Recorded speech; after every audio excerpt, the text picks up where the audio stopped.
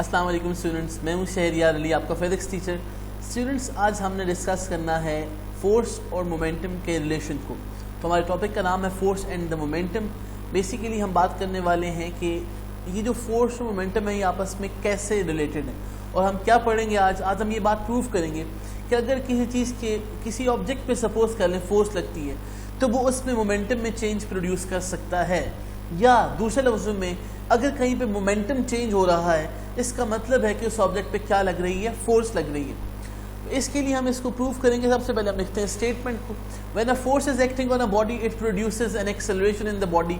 Obviously Newton second law में हमने ये बात कही थी, and it will be equal to the rate of change of momentum of the body. अब हम ये बात करने वाले हैं कि अब अगर फोर्स लगती है किसी ऑब्जेक्ट के ऊपर तो वो rate of change of momentum के बराबर भी होगी, या उसमें एक्सेलरेशन अगर प्रोड्यूस हो रहा है तो उसकी वजह से उसमें मोमेंटम में चेंज आएगा। स्टूडेंट्स, पहले डिराइव करने से पहले ज़रा इमेजिन करें ऐसा क्यों लिखा है हमने। आप सोचें कि अगर आपके पास एक चेयर है, या चलें आपके पास एक बॉल है, आपके हाथ में वो बॉल है, उसकी इनिशियल वेलोसिटी 0 है। आप उस बॉल को थ्रो करते हो तो वेलोसिटी नॉन ज़ीरो हो जाएगी। आपने उसको थ्रो किया, वो किसी वेलोसिटी को गेन करेगा। वो वेलोसिटी क्यों गेन करेगा बच्चों? क्योंकि आपने उसके ऊपर क्या लगाई है, फोर्स। थ्रो करने का मतलब है आपने उसके ऊपर फोर्स लगाई। वेलोसिटी की चेंज जो आई है वो एक्सेलरेशन प्रोड्यूस करेगा।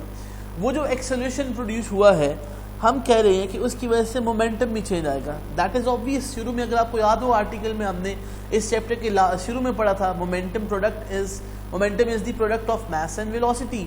अगर हमारे पास कहीं पे वेलोसिटी चेंज हो रही है इसका मतलब है वहाँ का मोमेंटम चेंज हो रहा है।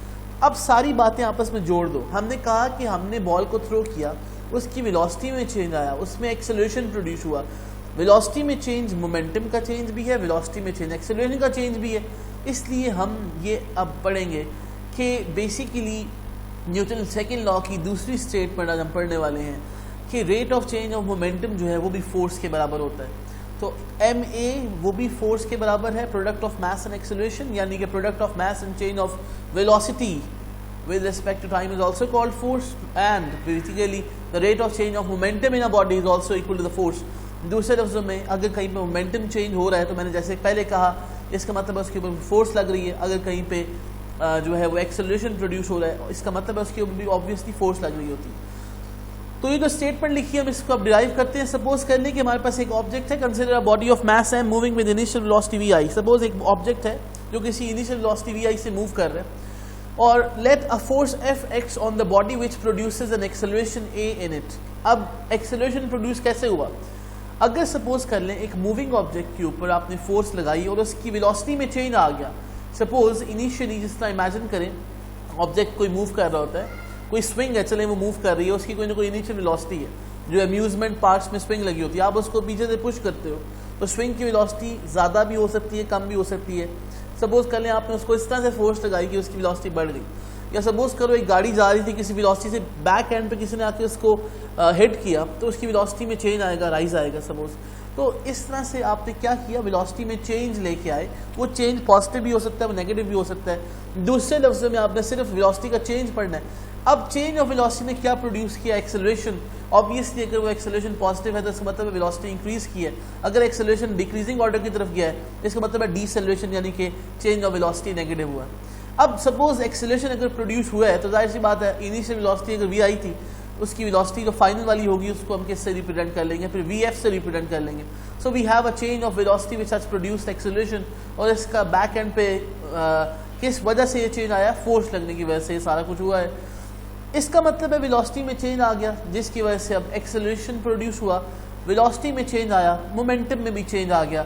इनिशियल वेलोसिटी अगर vi थी तो इनिशियल मोमेंटम हम किस तरह रिप्रेजेंट करेंगे, pi से, और फाइनल मोमेंटम अगर हम कैलकुलेट करना चाहें तो वो फाइनल मोमेंटम चूँकि रिलेटेड है फाइनल वेलोसिटी के साथ उसको फिर हम pf का नाम देंगे, क्योंकि वेलोसिटी में चेंज आ रहा है इसलिए मोमेंटम में भी चेंज आ रहा है। So if pi and pf are the initial momentums and the final momentum of the body related to the initial and final speeds, then pi is equal to mvi, obviously product of mass and velocity होता है। तो initial momentum pi mvi बन जाएगा और mvf जो है वो pf के बराबर हो जाएगा।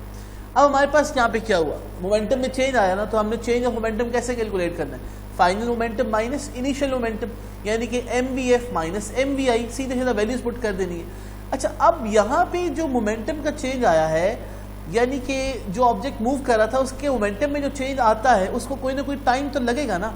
तो हमारे लिए जो मेन कंसर्न है वो rate of change of momentum होगा। कहने का मतलब है वेलोसिटी को चेंज होने में कुछ टाइम लगेगा, एक्सेलरेशन प्रोड्यूस होने में कुछ टाइम लगेगा, ऑब्वियसली फिर मोमेंटम को चेंज होने में भी कुछ टाइम लगना है। तो फिर rate of change of momentum पढ़ना ज़रूरी है। तो rate of change of momentum क्या होगा, फिर सीधी सी बात है, change of momentum with respect to time, यानी कि change of momentum divided by time.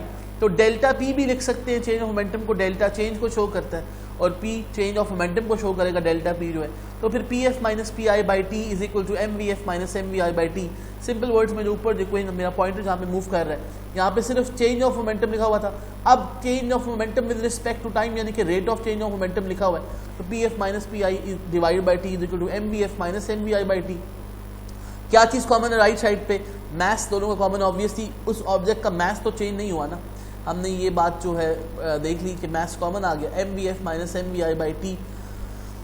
अगर हमारे पास मैथ्स कॉमन है तो ये जो ब्रैकेट में अब टर्म आ जाएगी V F minus V I by T, हमने कभी पहले पढ़ी है, ज़रा सोचें पॉज करके वीडियो को, यस हमने पढ़ी है, सोचें ज़रा। Change of velocity with respect to time क्या होता है, एक्सेलरेशन होता है। इसका मतलब है M V F minus V I by T में जो V F minus V I by T है, it is the rate of change of velocity, जो किसके बराबर होता है, एक्सेलरेशन के।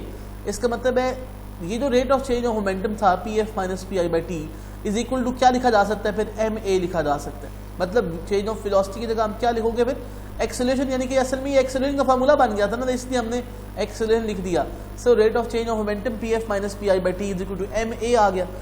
सेकेंड लॉ के मुताबिक तो एम ए फोर्स के बराबर होता है, यानी कि हमने ये बात की थी कि सेकेंड लॉ हमें हमारे पास F is equal to M A होता है, तो जहाँ पे एम ए लिखा है वहाँ पे हम फिर फोर्स भी लिख सकते हैं। तो फिर change of momentum left side पे एम ए के बराबर हो या फोर्स के बराबर हो, एक ही मतलब है ना इस बात का। तो 3.14 में rate of change of momentum किसके बराबर आ गया, फोर्स के बराबर आ गया। तो यहाँ से हमने एक रिलेशन डेवलप कर लिया, हमने एक बात प्रूव कर दी कि rate of change of momentum किसकी वजह से आता है, ऑब्जेक्ट पे फोर्स लगने की वजह से। तो हमारे पास जब भी किसी ऑब्जेक्ट पे फोर्स लगती है और अगर उसमें वेलोसिटी चेंज हो रही होगी तो इसका मतलब है वहाँ पे एक्सेलरेशन भी प्रोड्यूस हो रहा होगा, वहाँ पे वेलोसिटी का चेंज भी होगा, वहाँ पे मोमेंटम का चेंज भी होगा। So the rate of change of momentum is equal to the force, this was our proof today.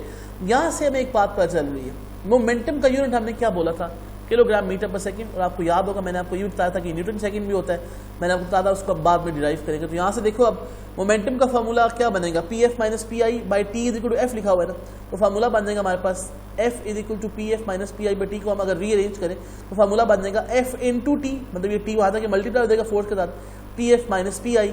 तो चेंज ऑफ मोमेंटम आ गया, इसका यूनिट किसके बराबर आ गया, फोर्स और टाइम को मल्टीप्लाई करके। तो change of momentum force into time को मल्टीप्लाई करके हम क्या लिख सकते हैं, फोर्स की जगह न्यूटन, टाइम की जगह सेकंड। तो न्यूटन सेकंड हमारे पास मोमेंटम का यूनिट बन गया। तो याद रखो किलोग्राम मीटर पर सेकंड भी यूनिट होता है मोमेंटम का और न्यूटन सेकंड भी होता है। तो यहाँ पे बात लिखी हुई है, the SI unit of momentum is defined by equation 3.14 is newton second NS और which is the same as kilogram metre per second. ये दोनों बराबर है, न्यूटन सेकंड लिखा हो या किलोग्राम मीटर पर सेकंड लिखा हो, ये बराबर है। आप इसको प्रूव भी कर सकते हैं हम तो होपफुली बच्चों आपको ये आज का लेक्चर समझ आ गया होगा। Thank you very much. कोई मसला हो तो आप मुझसे व्हाट्सएप पे पूछ सकते हैं। अल्लाह हाफिज़।